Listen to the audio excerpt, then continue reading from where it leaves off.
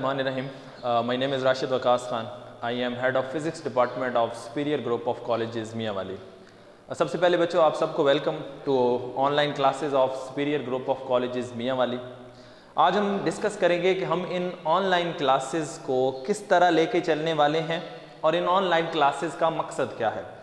इन online classes का मकसद बेटा ये है कि आपके पास जो अब टाइम अवेलेबल है उसको यूटिलाइज करना। FSc, pre medical, engineering, ICS ये डिफ़िकल्ट टास्क हैं, तो हम चाहते हैं कि आपको पहले से ही बेसिक आइडिया इसके बारे में मुहैया कर दिया जाए। तो ये इन क्लासेस का मकसद आपके टाइम को यूटिलाइज करना। इन क्लासेस में हम क्या करेंगे, इन क्लासेस में हम आप वन डे बिफोर एक वीडियो शेयर कर दिया करेंगे, एक वीडियो लेक्चर वो आपसे शेयर कर दिया जाएगा। आप उस लेक्चर को अंडरस्टैंड करेंगे। लेक्चर को अंडरस्टैंड करने के बाद आपके क्वेश्चन या क्यूरीज जो होंगी उन क्वेश्चन या क्यूरीज को आप नोट डाउन कर लेंगे। नोट डाउन करने के बाद आपसे एक आपके इंचार्जर ने एक टाइम टेबल शेयर कर दिया होगा। उस टाइम टेबल के अकॉर्डिंगली जब आपका फिजिक्स का लेक्चर होगा तो आपके टीचर्स उस टाइम अवेलेबल होंगे, आप उनसे अपने क्वेश्चंस, क्यूरीज को डिस्कस कर सकते हैं। देन इसके बाद उसी लेक्चर के साथ आपसे नोट्स भी शेयर कर दिए जाएंगे, आपने उनको याद करना है। जब एक वीक हमारा कंप्लीट होगा तो नेक्स्ट वीक जो हम ऑलरेडी पढ़ चुके होंगे उनका हमारा टेस्ट होगा। तो ये बेसिकली हमारे पास ऑनलाइन क्लासेस हैं। कोई क्वेश्चन क्यूरी हो तो आप अपने क्लास इंचार्ज से डिस्कस कर सकते हैं। आज हम बेसिक चलते हैं, तो सबसे पहला काम हमने पेपर पैटर्न को डिस्कस करना है। पेपर पैटर्न जानना क्यों ज़रूरी है? देखिए बेटा, आपके पास जब तक आपको नॉलेज नहीं होगा कि आपका किस तरह का क्वेश्चन आपसे पूछा जा सकता है, आप एक टॉपिक को बेहतर तरीके से अंडरस्टैंड नहीं कर सकते। तो सबसे पहला काम आज हम देखेंगे कि हमारा पेपर फिजिक्स पार्ट 1 का जो पेपर है वो बोर्ड का पेपर पैटर्न क्या होता है। तो बोर्ड के पेपर में बेटा आपके पास फिजिक्स का 100 मार्क्स का एक पेपर होता है जिसमें 85 मार्क्स आपके थ्योरी के होते हैं और 15 मार्क्स का आपका प्रैक्टिकल होता है। तो प्रैक्टिकल इंशाल्लाह हम उसको बाद में डिस्कस करेंगे, वो आपका जब आपका सेशन क्लोज होता है तो उस वक्त लिया जाता है। हम आते हैं 85 मार्क्स के थ्योरी के पेपर की तरफ। तो टोटल मार्क्स जो आपके फर्स्ट ईयर में होंगे फिजिक्स के वो 85 मार्क्स का आपका पेपर होगा। टाइम अलाउड जो होगा वो 3 घंटों में आपने इस पेपर को सॉल्व करना होगा। नेक्स्ट अगर हम आप पेपर के पार्ट्स की तरफ आते हैं तो सबसे पहला जो पार्ट है वो हमारे पास ऑब्जेक्टिव पोर्शन होता है। इस ऑब्जेक्टिव पोर्शन में क्वेश्चन नंबर 1 है जी multiple choice question. 4 options given होंगे, आपने बेस्ट ऑप्शन को चूज करना होगा। टोटल 17 एमसीक्यूज होंगे आपके पास और उन 17 एमसीक्यूज का हर एक एमसीक्यूज का 1 नंबर होता है, तो टोटल ये आपका 17 मार्क्स का एक पोर्शन होता है। अब ये सबसे कम मार्क्स वाला हम कह सकते हैं पोर्शन है, लेकिन सबसे इंपॉर्टेंट पोर्शन है और ये वो पोर्शन है जिसमें स्टूडेंट को डिफिकल्टीज फेस करना पड़ती हैं। क्यों डिफिकल्टीज फेस करना पड़ती हैं और हम इसको किस तरह प्रिपेयर करेंगे, उसको डिस्कस करने से पहले हम ये देखते हैं कि आपसे क्वेश्चन किस तरह के पूछे जाते हैं।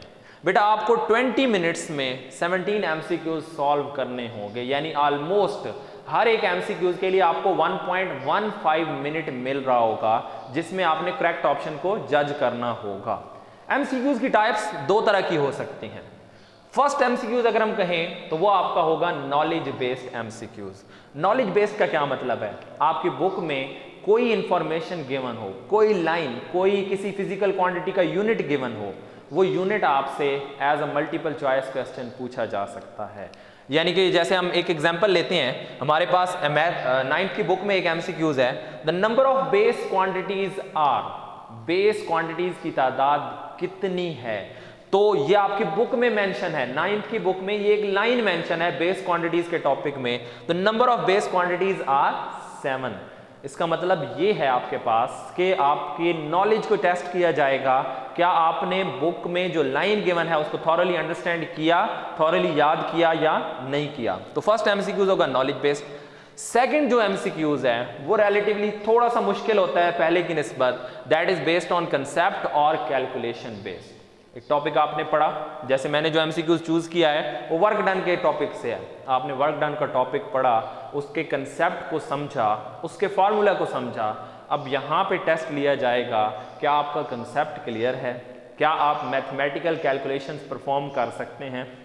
जैसे हमारे पास एक एमसीक्यूज है जी, 5 newton force act on a body, 5 newton force अमल कर रही है और उस फोर्स के नतीजे में बॉडी क्या कर रही है, एंड कवर 3 मीटर डिस्टेंस। आपको याद होगा आपने फोर्स को रिप्रेजेंट करते हैं F के साथ, डिस्टेंस को रिप्रेजेंट करते हैं आप, F इज इक्वल टू आपके पास है जी 5 न्यूटन एंड डिस्टेंस इज आपके पास 3 मीटर। तो now you have to calculate the work. तो वर्क का फार्मूला आपने सिंपली पढ़ा हुआ है, W is equal to Fs। दो क्वांटिटीज को आपने मल्टीप्लाई करना है, फोर्स इनटू डिस्प्लेसमेंट। तो 5 इंटू 3 अगर हम यहां पर ये वैल्यूज पुट करें तो यहां पे हमारे पास जो वर्क आ जाता है वो 15 जूल आ जाता है। तो हमारे पास बी ऑप्शन करेक्ट है। तो ये एमसीक्यूज दो तरह के हो सकते हैं, इन दोनों को डिस्कस करने का मकसद बेटा ये है, जब भी आप किसी एक टॉपिक को पढ़ें तो आपने इन दो पॉइंट्स को माइंड में रखना है और खुद से एमसीक्यूज बनाने हैं।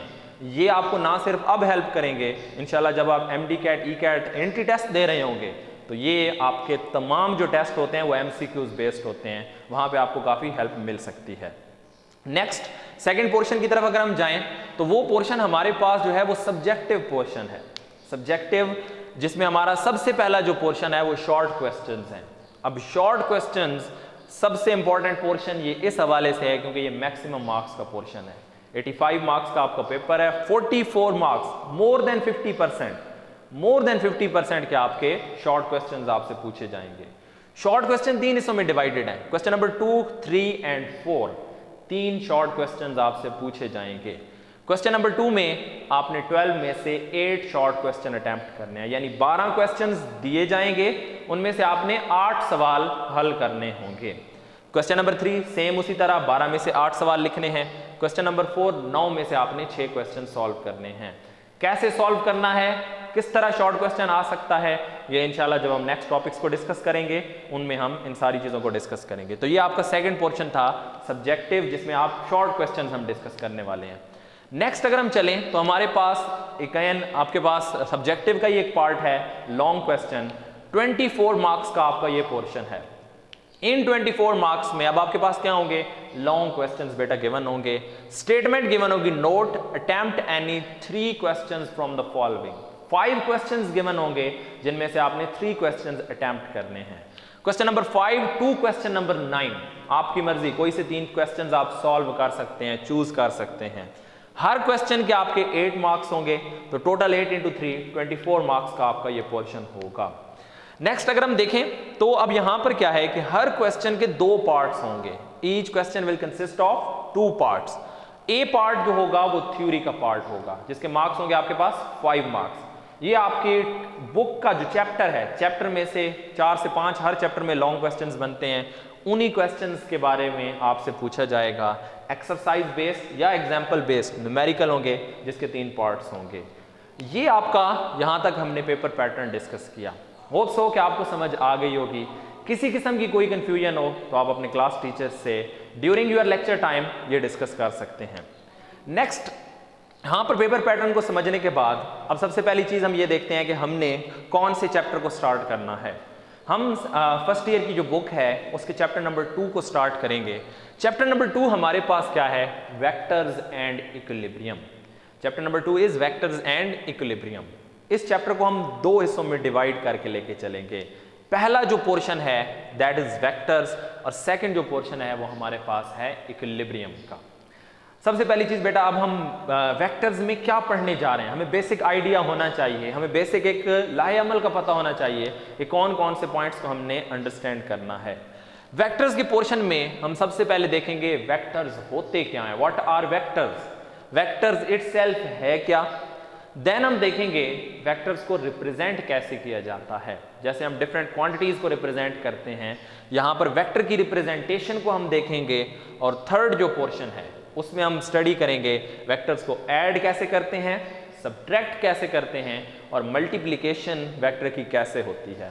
अब यहां पर एक क्वेश्चन है, हमने डिवीजन के बारे में नहीं देखा, तो इंशाल्लाह हम ये भी देखेंगे क्या वेक्टर्स डिवाइडेबल होते हैं या नहीं होते। तो हम वेक्टर्स को पहले अंडरस्टैंड करेंगे।